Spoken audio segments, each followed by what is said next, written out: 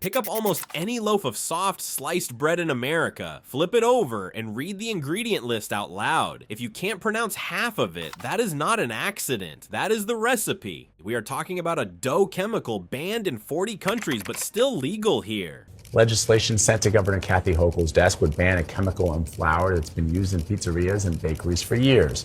Connoisseurs are concerned that removing the compound could forever change New York's famous chew. A flour conditioner nicknamed the yoga mat chemical, and a wheat bread that is really white bread with a suntan. I went through the FDA's own recall notices, the ingredient labels, and the list of additives that Europe, Canada, and dozens of other countries have already thrown out. Real bread is 4 things: flour, water, salt, and thyme. What is in most of the bags on the shelf is a lot more than that, and the label barely explains any of it. But stay with me, because I will show you 3 kinds of bread that are still the real thing, and the one label check that beats almost everything on this list. Stay until the end, because number 1 is the reason all of this is still legal in the first place. Bread should be the simplest food in the store. For most of human history, it was 4 ingredients. Modern industrial bread turned it into a chemistry problem. How to make a loaf that is bright white, stays soft for 3 weeks, survives a high-speed factory line, and costs almost nothing. Every trick on this list is a shortcut to one of those goals. Here's what they all have in common. 3 red flags I used to build the list. 1.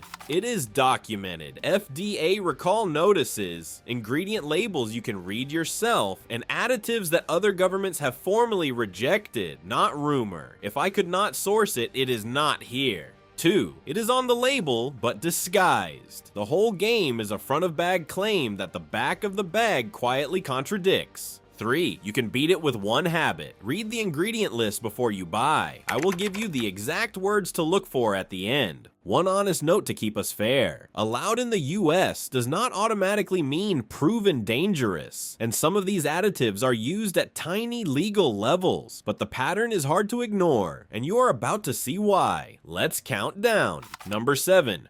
Wheat bread is often just white bread with a tan.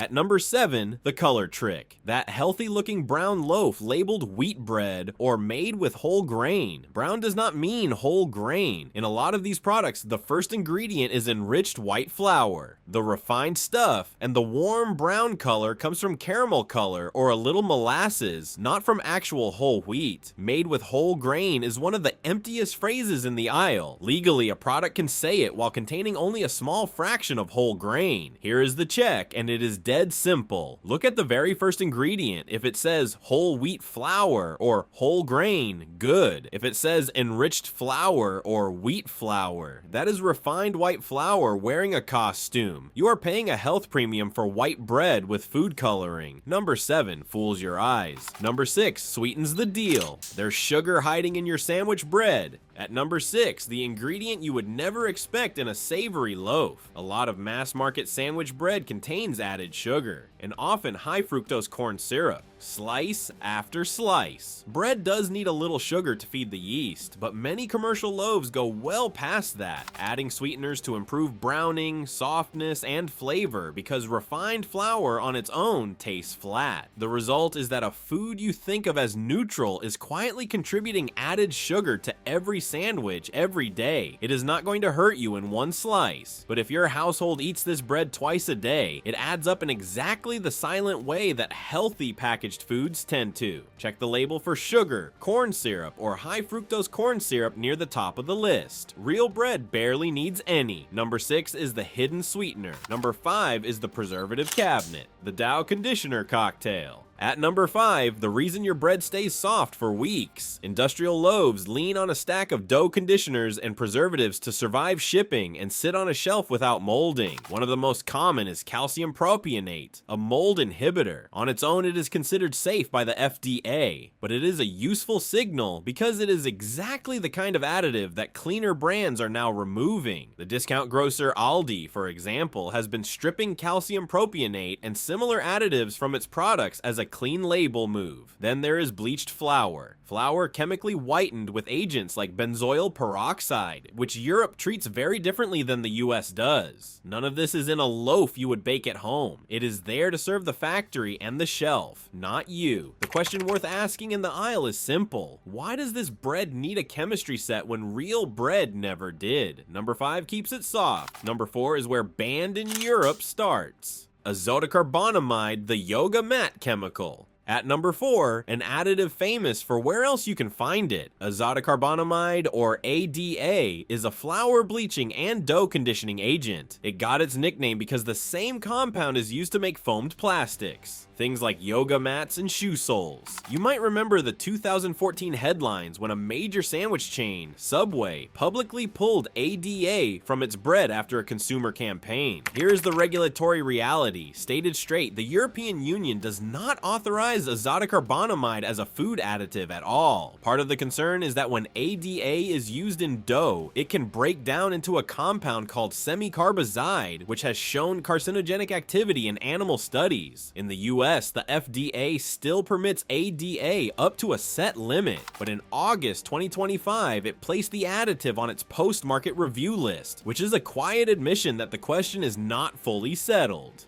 Check your label for azotocarbonamide. Many brands have already dropped it. If a company hasn't, ask yourself why. And if you think that one is unsettling, wait until number 2, where we get to the additive banned in 40 countries. But first, the one that could actually put someone in the hospital. The recall you probably never heard about. At number 3, a real recent recall that shows how the label can fail you. In July 2025, Hartford Bakery recalled several lots of its Lewis Bake Shop artisan-style half-loaf bread, sold at major retailers including Kroger and Walmart across 12 states. The reason, according to the FDA recall notice, the loaves may have contained undeclared hazelnuts. Roughly 880 loaves of what looked like plain white bread actually had hazelnuts in them, and the packaging did not clearly say so. The FDA classified it as a health hazard, and at least one customer reported feeling unwell. For most people, that is a non-event. For someone with a tree nut allergy, and that is a lot of families with kids, a hidden hazelnut in a loaf of white bread is a genuine emergency. This is the whole reason the label matters. When the front of the bag and the truth inside it don't match, the people who get hurt are the ones who trusted it. Number 3 is the danger you can't see. Number 2 is the ingredient governments around the world already banned. Potassium bromate, banned in 40 plus countries, still in US bread. At number 2, maybe the clearest example of the gap between American bread and the rest of the world. Potassium bromate is a dough improver. It strengthens gluten and helps a loaf rise higher and whiter, cheaply and fast. It is also, according to the International Agency for Research on Cancer, a possible human carcinogen, a classification it has held since 1999. Here is the banned elsewhere part, and it is not a short list. The United Kingdom banned potassium bromate in flour back in 1990. Canada followed, so did the European Union, Brazil, India, China, and dozens more. Well over 40 countries in total. The United States, the FDA still allows it, arguing that with proper controls, the residue stays low. Consumer groups have identified hundreds of US products that still contain it, and it took individual states, not the FDA, to start moving against it. The check is easy. Look for potassium bromate or bromated flour on the label, and put it back if you see it. Number 2 is the ingredient the world rejected. Number 1 is why it is still on your shelf anyway. Banned there, sold here, and no one is coming to fix it. At number 1, the real scandal, which is not any single ingredient, it is the system that lets all of them through. Here's the pattern you have now seen 4 times over. An additive gets rejected by the EU, the UK, Canada, and much of the world on precautionary health grounds. And it stays perfectly legal in American bread for years, sometimes decades. How? A lot of it rides on a designation called GRAS, generally recognized as safe, which can let ingredients stay in the food supply without a fresh, independent safety review. Some of these bread additives had not been seriously re-examined in decades, and when change finally started coming, it did not come from the FDA. It came from states. Texas passed a law requiring warning labels on foods containing dozens of additives that are banned in Europe, Australia, Canada, or the UK. California moved too. In other words, the rest of the world acted, your state may be acting, and the federal agency you assumed was protecting you was the last to move. That is the real lesson of this entire channel in one sentence.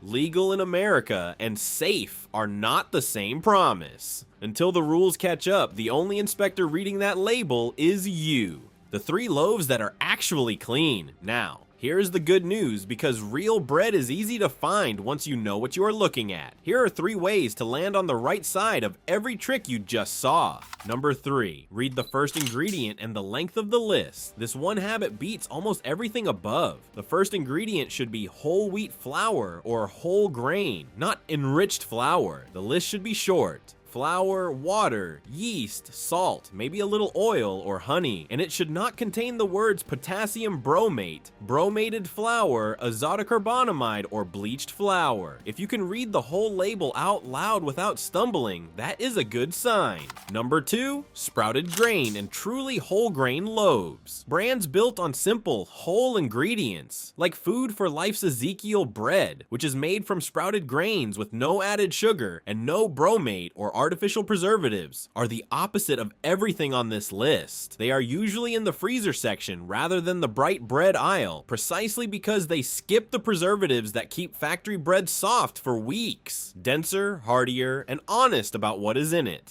And number 1, real sourdough from a bakery or your own oven. This is the oldest answer and still the best one. True sourdough is flour, water, and salt, risen slowly by a natural starter over many hours. That long, slow fermentation is what industrial additives are trying to fake. It builds structure and flavor and shelf stability the honest way, with time instead of chemistry. A loaf from a local bakery or a supermarket bakery sourdough with a 4-ingredient label gives you bread the way it existed for thousands of years before any of this. The loaves at the bottom of this video hide behind a chemistry set. Real bread has a label you can read to a child. That is the whole difference. So that is the list. Real bread does not need 40 ingredients, a bleaching agent, or a chemical the rest of the world already banned. Here is your rule from today, and it takes 10 seconds. Flip the loaf over. First ingredient should be whole grain. The list should be short. And if you see potassium bromate, bromated flour, or azotocarbonamide, put it back, no matter what the front of the bag promises. And here is the thing, what you just saw with bread is not unique to bread. The same game,